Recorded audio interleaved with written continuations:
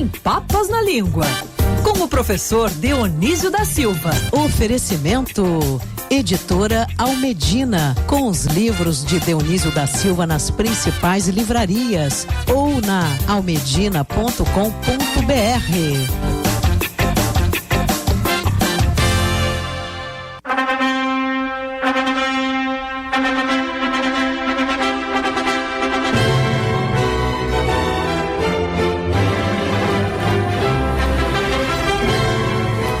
Casei com a marcha nupcial, Agatha Meirelles. Entrei na igreja com a... Entrei na igreja não, porque eu casei ao ar livre, mas também com a marcha nupcial. Professor Dionísio da Silva disse sim para a Band News FM, está conosco aqui na linha. Oi, professor, tudo bem? Bom dia. Graças a Deus, amém. Bom dia, Thaís, bom dia, Agatha. Ladies first, viu, Andreasa? Porque estamos bem educados. Falei com a Andreasa ontem, aliás, uma conversa agradabilíssima, numa live. Muito legal, estive lá presente acompanhando também essa live, muitas outras virão ao longo dos próximos dias e tenho certeza que o professor vai voltar a conversar com a gente também online. Mas por que vamos falar de noivas, de casamento, de bodas? Por que chegamos a esse assunto, professor? Thaís, querida, amanhã começa maio, que é o mês das noivas. E o coronavírus transferiu vários casamentos. Verdade. E estragou a festa de muita gente. Espero que tenha só prorrogado, não é? Mas há uma desarrumação geral com casamentos que, em geral, são marcados para o mês de maio. E essas palavras são muito caras ao mês de maio, né? Que é o mês das noivas, Dia das Mães. É muito um mês feminino, maio, não é? É verdade. Então pensei que a gente pudesse falar de noiva. E você entrou para casar-se ao som da marcha nupcial. A própria palavra nupcial já está ligada também às núpcias, às bodas. Vamos falar disso. E quem casa, professor, quer casa. Da onde surgiu essa expressão? Pois é. Tem tantas palavras, Thaís, nessa nossa conversa aqui e essa expressão que foi difícil escolher quais, né?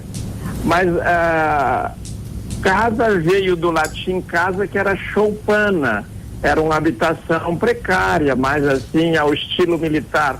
Aliás, nós homens, quando estamos longe de vocês, falamos assim desse lado militar do casamento, que já começou com a marcha, que é uma música militar, compreendeu? Para mostrar quem é que manda. E então, tirando esse tom de brincadeira, você tem o domicílio, não é? Porque o romano chamava a casa de domus. Então, o domicílio é onde você mora. A noiva mora na casa dos pais. O noivo vai lá pedir a mão. Ainda hoje se diz pedir a mão, porque ele já tem casa e quer casar, mas ele não tem ainda a casa naquela acepção romana que é o domus. Mas por que ele pede a mão? Porque a mulher romana não tem direitos como tem os homens, é uma sociedade patriarcal. Você não encontra senadora romana, não encontra generala romana, consuleza, que são femininos que vieram depois. Eu já vou parando por aqui, porque gosto muito das intervenções de vocês, mas concluo essa primeira intervenção com o seguinte: pedir a mão é porque a mão significava o poder, o pátrio poder que o pai tem sobre aquela filha, sobre aquela mulher. Então, quando o noivo pede a mão, na verdade há uma transferência de poder.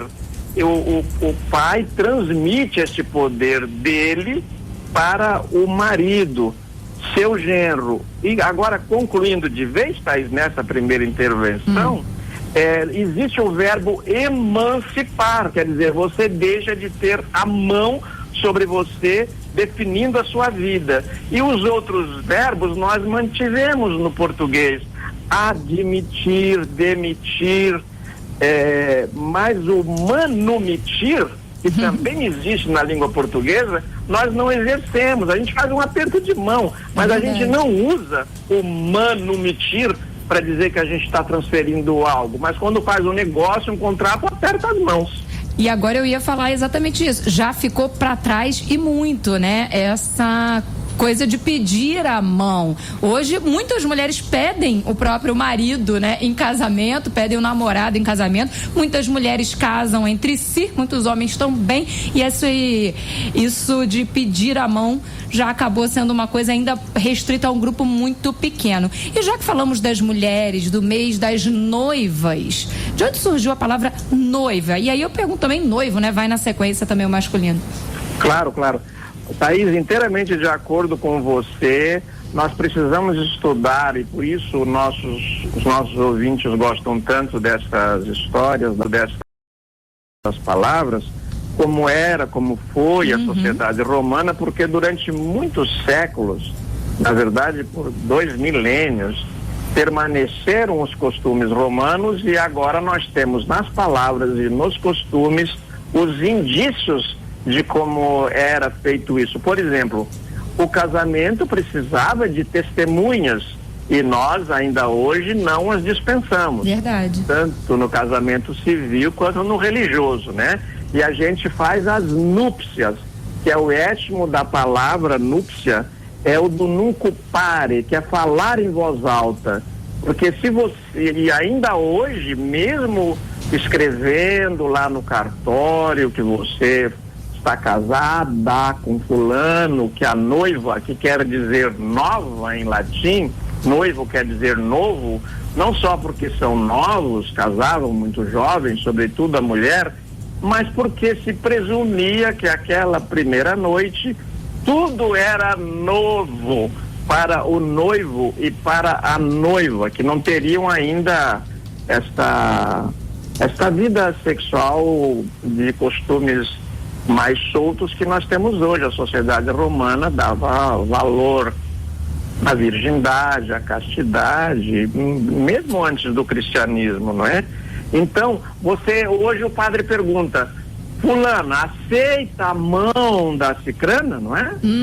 Aceita fulano como casamento? Tem que dizer em voz alta. Se não disser, mesmo escrevendo, não vale. Está lá no direito, tem que dizer em voz alta. Para não ter erro, né, professor? Para não ter justificativa e depois voltar atrás. Agora, eu disse em voz alta sim, e completo agora esse ano bodas de cerâmica, 9 anos de casamento. E essa palavra bodas, tem bodas de tudo, Andreasa. Tem isso aí. Já teve a lua de mel, né? Que eu espero que não acabe, que não dure Por só favor. um mês. Que aliás tá aí só. Se diz lua de mel porque durava um mês, a duração do tempo era marcado pela lua, então durante um mês eles bebiam vem da antiga Babilônia, né? Bebiam lá um tipo de cerveja adocicada com mel, mas dizem que era muito boa, e por metáfora passou assim: o primeiro mês é muito bom, então a primeira lua, são 4 luas na verdade quem tirou lua de mel fez 4 luas de mel, né? 4 fases. É isso, coisa boa, hein? E essas bodas, professor, de onde surgiu essa palavra? Thaís, essa é muito simples, é muito frequente no português você trocar o B de bola inicial pelo V de voto inicial. Então, boda é o plural, significa o plural de votum, um V inicial. Votum é voto, promessa. Então, bodas, que só se usa no plural, no português, são as bodas, né? São as promessas. Tanto que se você...